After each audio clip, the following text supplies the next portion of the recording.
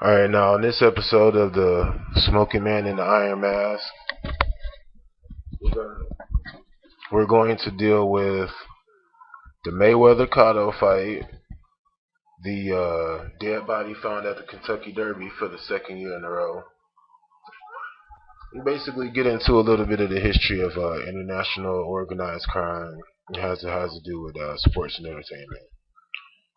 Now, there's a lot of speculation and hearsay out there of things that can't be verified, and I'll try not to dwell on that too much, or at least give my sources. But let's go over what's a matter of note.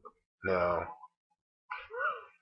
whether you look at Primo Carnera or the movie Bogart's final movie, one of his best, 1957, The Harder They Fall, which had Maxie Bear and Jersey Joe Walcott and other former world heavyweight champions in it, they pretty much told you that the whole boxing fight game was a racket, where the best showman was champ.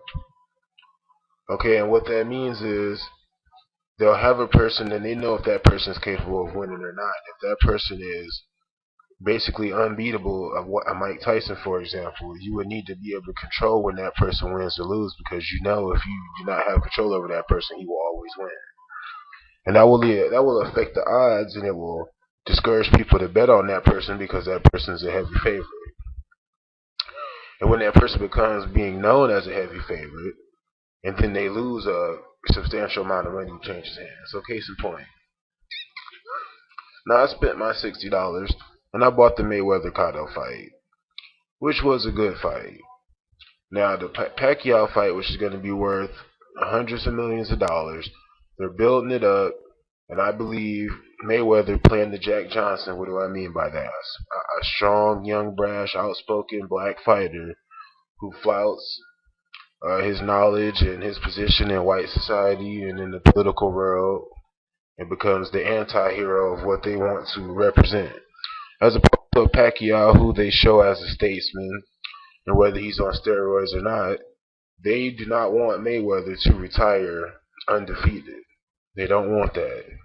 Young, brash, cocky man, he comes out last night, Justin Bieber, Triple H, 50 Cent, hollow.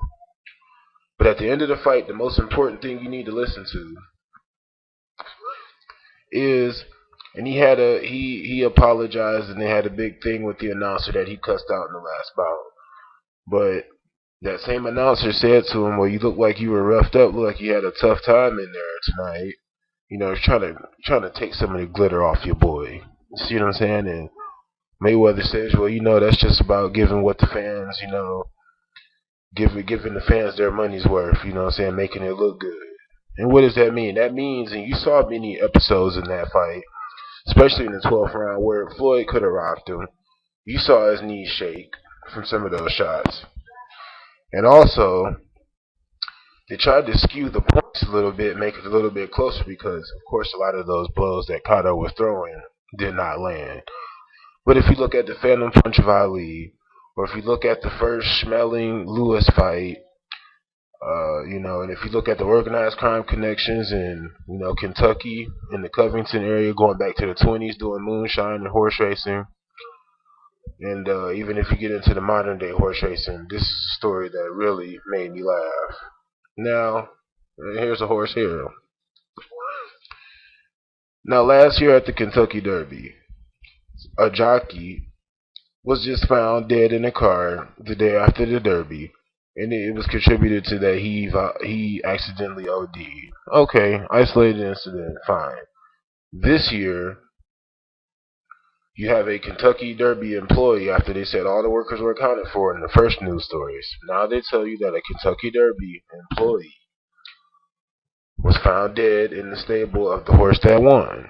And it appears to be a Latino, and he was found dead, and now they're saying they're ruling it as a homicide.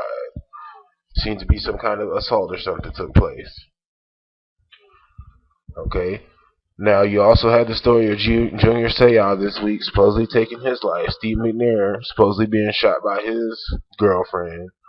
Michael Jordan's father ends up dead. He retires and then comes back after trying to play baseball. Magic Johnson contracts AIDS mysteriously, forced to leave. Uh, LeBron James gets 6 points in a game in the finals. They lose last year to the Mavericks. Okay, all these things that you see. Charles Barkley goes to jail because he has a debt to a casino. Now he's an announcer. Same thing with Antoine Walker, goes to jail over a debt to a casino. The Super Bowl Patriots, don't get me started. But the point is that the Mafia always retain a controlling interest in all sports, entertainment, and gambling by right.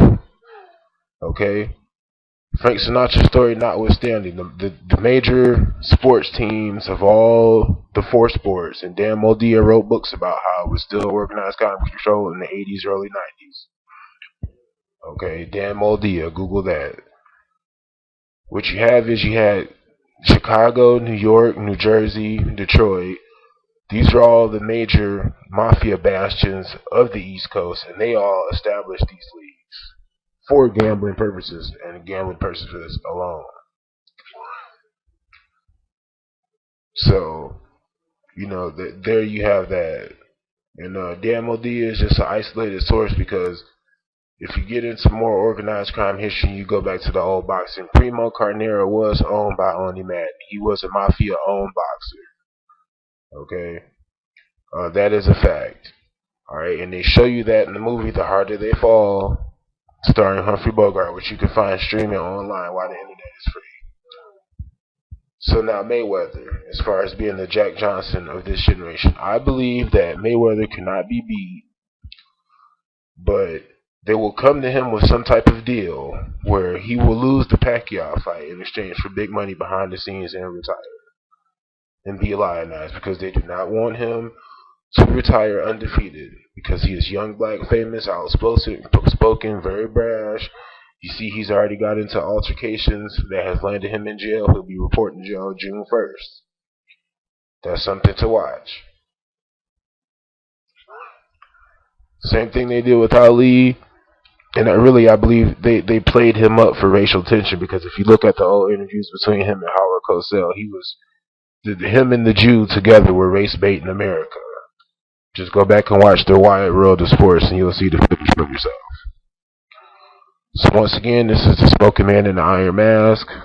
The Celtics won tonight, even though it's all fixed. Remember when they had also, speaking on Mafia and sports and entertainment, we got two dead at the Kentucky Derby. Okay. You got the Mayweather Cotto fight. Mayweather lets that go on for 12 rounds. Let's not forget, Arnold Rothstein 1919 World Series Black Sox scandal. Okay, that was proven to be fixed. That was depicted in the Boardwalk Empire series.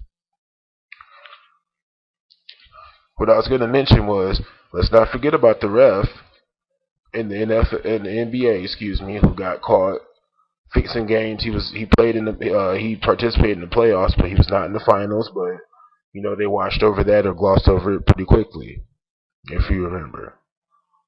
There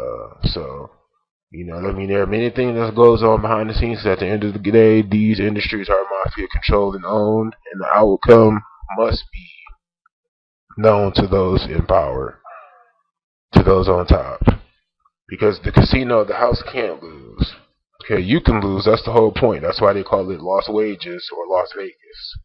That's what you go there for. That's why the meals are so cheap. That's why the rooms are so cheap. That's why they blow the casinos up. Just like they did the 9/11 towers, demolition style, every 5 to 10 years because they're making that much money. Where I'm from in Detroit, they've got 3. They're talking about having a total of 8. So this is big money. This is a sucker's game. And you better believe, just like politics, everything else is fixed. But for entertainment purposes, and if you read the back of a ticket, because I've been to many sports events, Lions, Red Wings, Tigers, Pistons. If you read the back of the ticket, it tells you for entertainment purposes only. So these gladiatorial games that they give us for bed and circuses while the economy and the depression is setting in, while civil unrest is heating up, don't forget that as King Solomon said, all is vanity. Smoking Man in the Iron Mask.